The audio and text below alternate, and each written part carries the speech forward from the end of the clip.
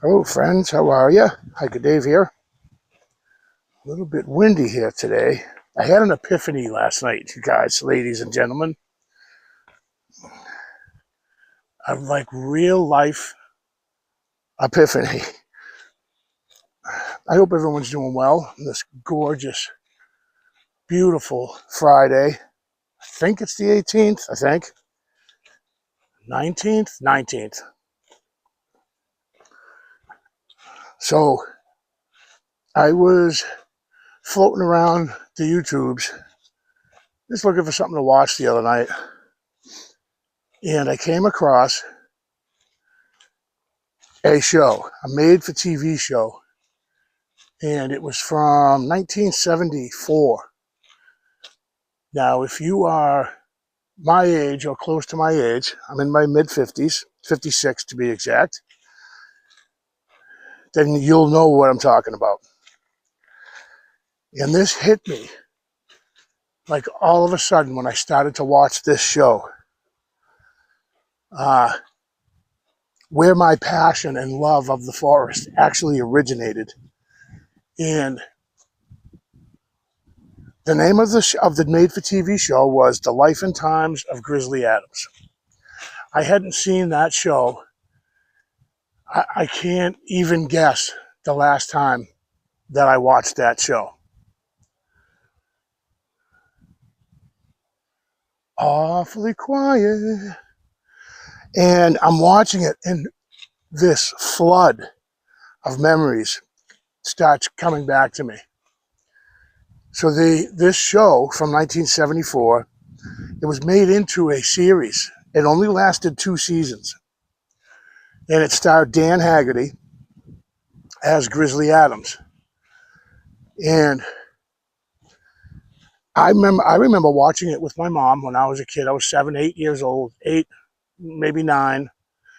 I clearly remember sitting in my living room as a child and loving this show. Then the music hits, and that same flood of memories and emotions comes over me. That's the song Maybe from this show, sung by something Pace, Daniel Pace. I can't remember. And I'm watching the show now. If you don't know, this show is about, it takes place in like 1850 something. Up in the mountains, this guy gets wrongly accused of a murder.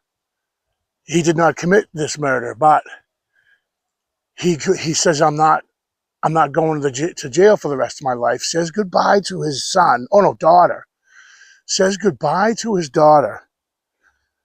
Closes the gate to his front yard, his property, and he heads into the mountains to get away from the authorities. So just the premise in itself, is really neat. And I hadn't thought of this show in so long, in years. Like, so when I watched the whole thing. It was like I said, a made-for-TV movie.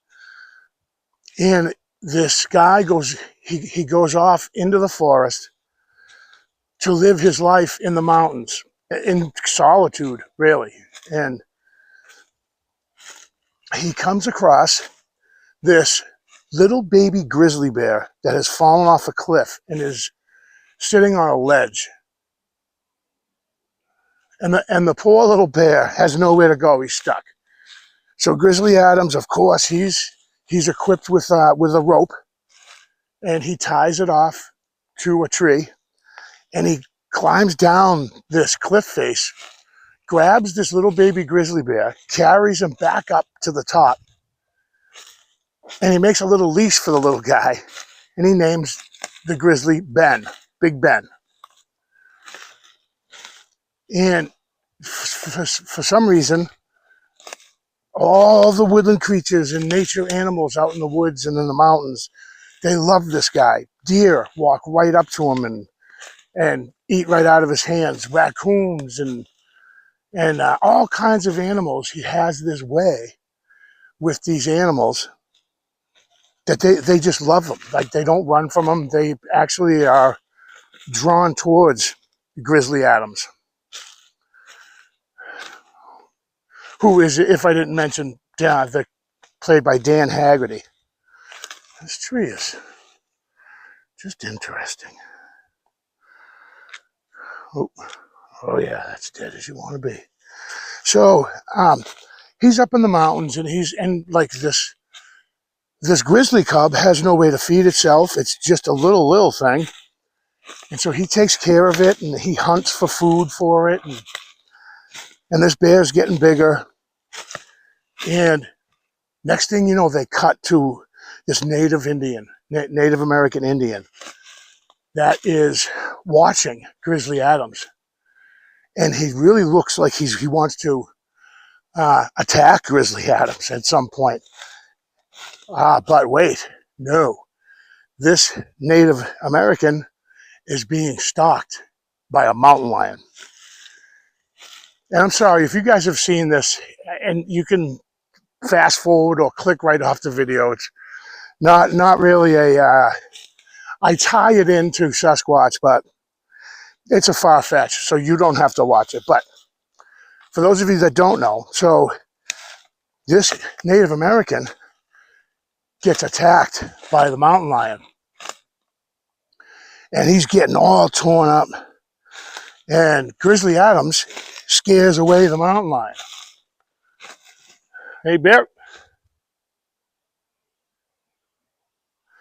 And he helps this guy, and the Indian's name is Nakoma, not Tacoma with a T, the vehicle, but Nakoma with an N. And again, I'm watching this, and all of this is coming back to me, and I'm just like, I can't stop watching this show from the 70s. All kinds of activity. So he helps this Native American Indian mend, and he takes care of them. And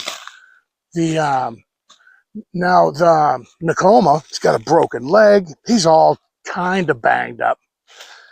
Look at these trees, you guys, how they're, look at the bends and the weaves and all kind of stuff right here.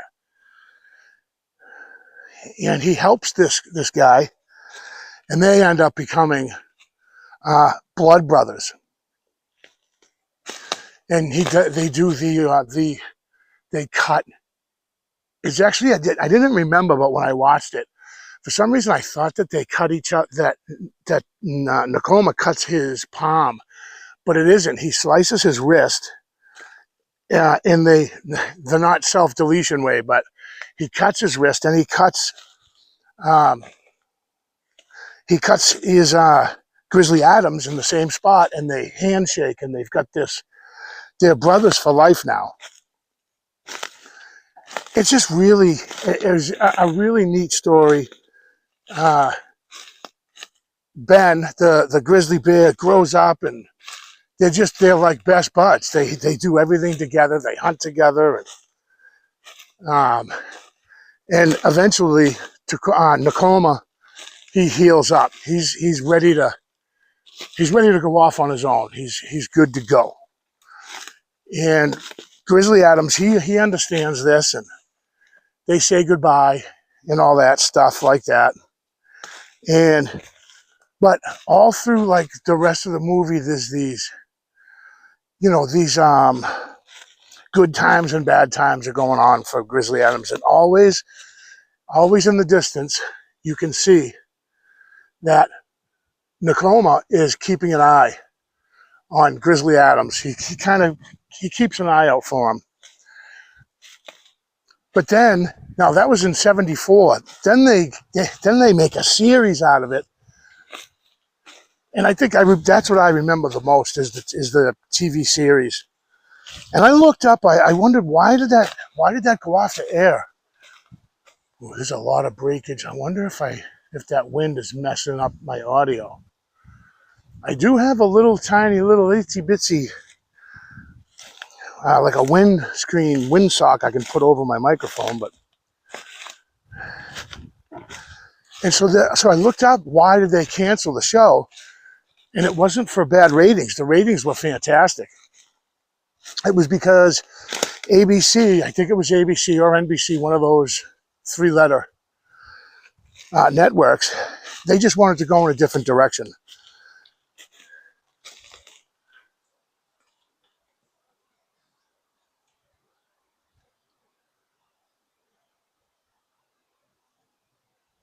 So the series only aired from 1977 to 1978.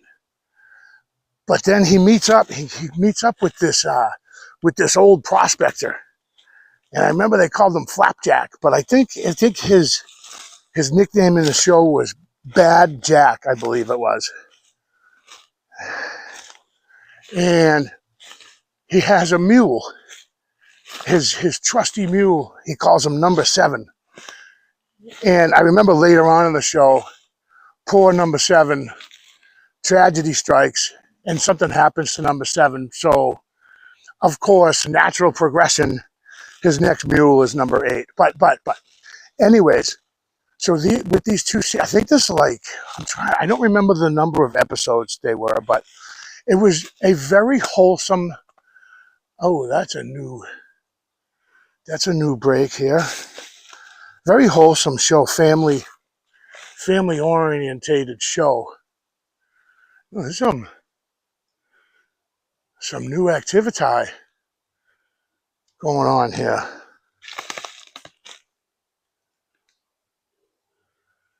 That looks really fresh. Wow. Yeah, that's pretty fresh. Still yellow and everything. Wow. I hadn't seen that before, and I would see it because that's what I look for. So, let me hear it in the chat. All you old fogies out there that are my age. Do you remember the life and times of Grizzly Adams?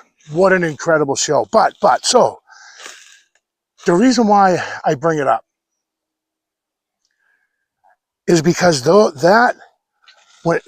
I was a kid, I'm not going to make this a whole biography life story.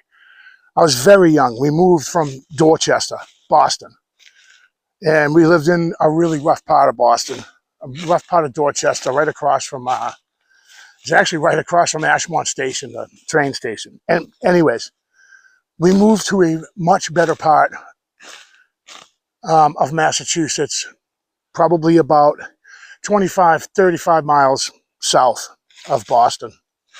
But so what I'm getting at is where I moved to,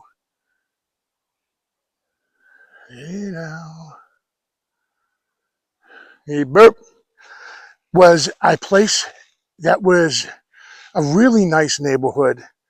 And I was surrounded by forest. I lived on the main road, but across the street from the main road was this big forested area. And then right after my childhood home, you traveled a few hundred yards up the road, and that's it. The houses stopped. It was all forest. It's I don't know if you're familiar with King Philip, but King Philip's cave was very close to my home, and we used to go there as kids. But the forest, I loved it. I couldn't get enough. I couldn't get enough of hiking in the woods. And so, people will ask me, what am I here talking? It's probably just me. I do ramble. What made you get into the Sasquatch thing?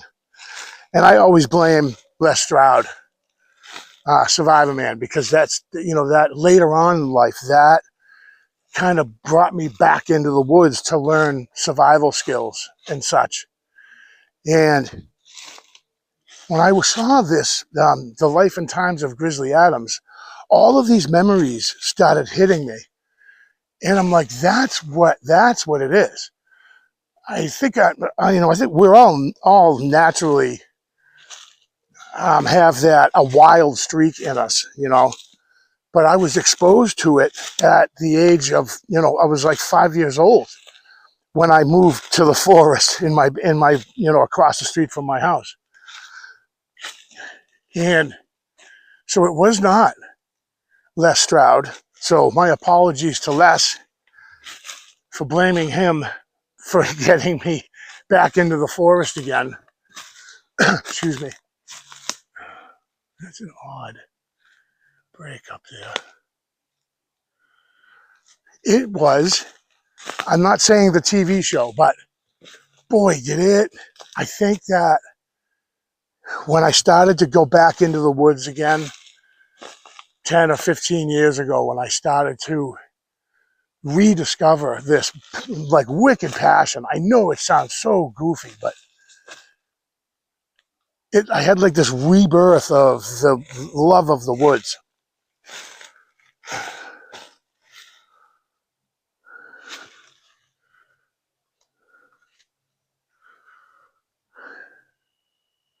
And I blamed it on poor Les Stroud. No, it was actually the combination, like that TV.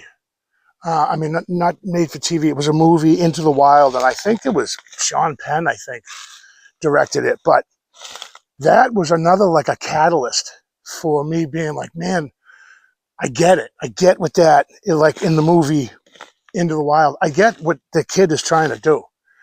He wants to get away from whatever, to get away from the grind. I mean, the kid was going to college. He had all kinds of stuff going for him. But anyways, I wanted to make a video about that, and I can't wait.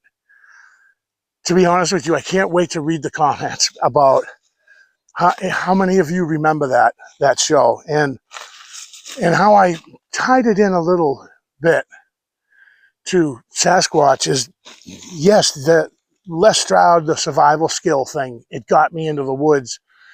And that's how I started to notice things. And I started to think back to when I was 7, 8, 10 years old. And I started to remember odd things from my childhood in the woods.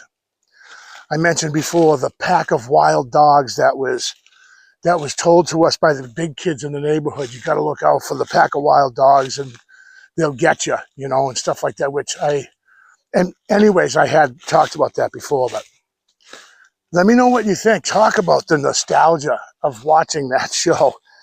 I couldn't look away from my TV. And then the music, it's amazing what music can do as far as uncovering memories like that. Like, it's in it, and for me, it was good. They're good memories. Like, I wouldn't trade that for the world, Anyways, guys, I do appreciate you listening to my rant.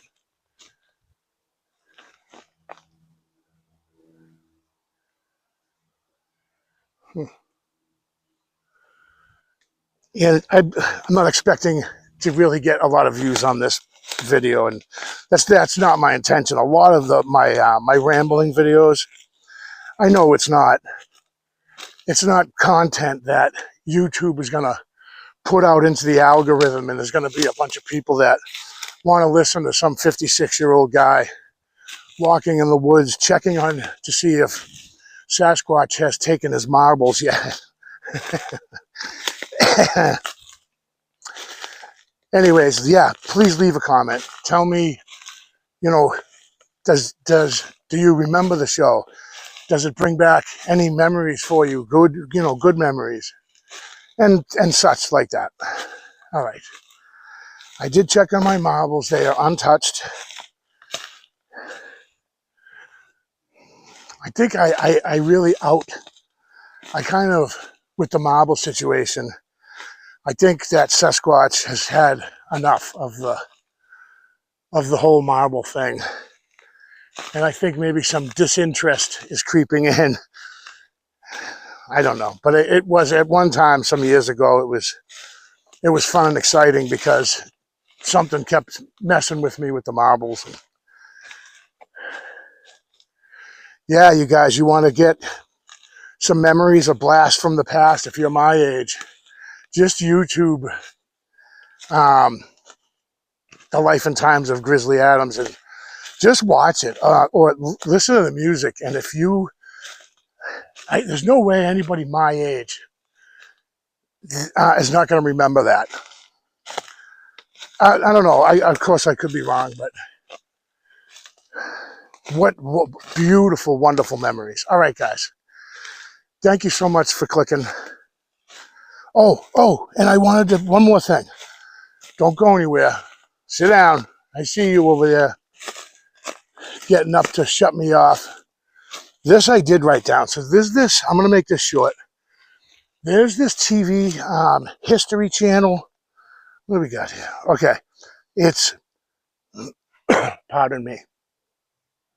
This is must-watch TV, you guys. It's called The Men Who Built America, and it's on, I think it's on Hulu and the History Channel. I think, but I know it's on the History Channel. But it's, I almost wanted to do like a series of videos and individually talk about some of the insane, crazy stories of these old frontiersmen. Let's see, I got a little small list, like Daniel Boone, Lewis and Clark, Davy Crockett, Andrew Jackson, Kit Carson, Tecumseh, who's the Shawnee chief, Blackfish, a Shawnee war chief. Let me think. I'm almost done, guys. Yeah. So those are some of the names, and there's more. There's like, I wish I could remember how many episodes. I don't recall, but really interesting. They kind of go through a timeline of the mid to late 1800s and all these historical figures and their accomplishments and how important that they were in our history. But yeah, you got to check it out. The Frontiersmen, it's this series. All right, guys. Beautiful, beautiful day for a hike. Oh, I'm doing a live stream. I don't think anybody's even here listening at this point in the video, but I am doing a live stream with Gary tomorrow night, and it'll be at 5 p.m.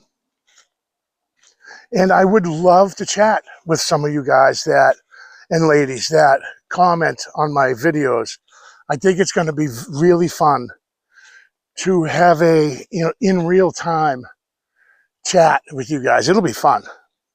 Or nobody at all will be there, and I don't mind. Me and Gary will just be having a conversation of our own. Thank you guys so much for clicking, and I will see you tomorrow night.